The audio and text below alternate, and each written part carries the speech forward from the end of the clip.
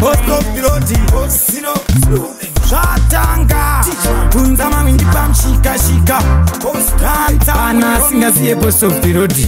kuti vakasvika tinovhura rodhi saka ndati oh my god kaspa kudhakwa ndinotoda wati zvazarurwa nabosino tichman laina vanhu kachakuno hazvina kumira mushe bona tumaelobon tamsachi uno zviri kuitikira kuno mawindi kune mazino usati handina kutaura ukazobata magetsi ameno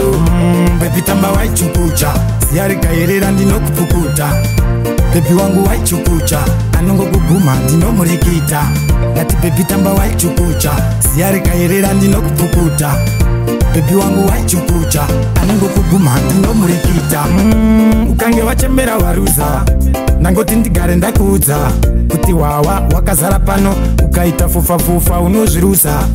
nhasi hatidi maskati tarira teburi kuita redi chiziviso tine makadhi ukadhakwa bherera kunze kwegeti bebi tamba waichukucha ziya rikayerera ndinokupukuta bebi wangu waichukucha anongokuguma ndinomurikita ngati bebi tamba waichukucha ziya rikayerera ndinokupukuta bebi wangu waichukucha anongokuguma ndinomurikita zvazarurwa nabosino tichman laina vanhu kachakuno hazvina kumira mushe bona tumaelobon tamsachi uno zviri kuitikira kuno mawindi kune mazino usati handina kutaura ukazobata magetsi ameno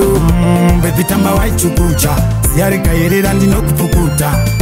bebi wangu waichukucha anongokuguma ndinomurikita ngati bebi tamba waichukucha ziya rikayerera ndinokupukuta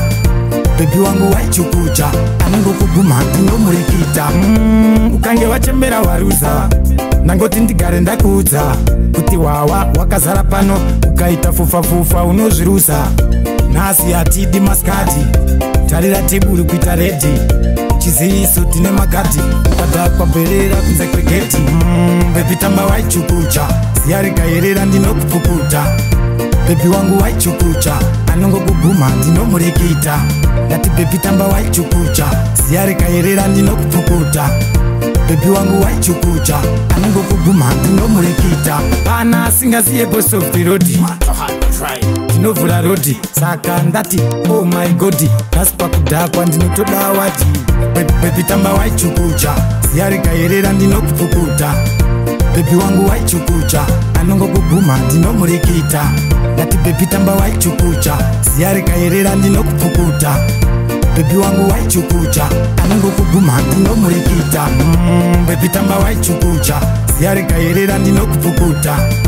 bebi wangu waichukucha anongokuguma ndinomurikita ngati bebi tamba waichukucha ziya rikayerera ndinokupukuta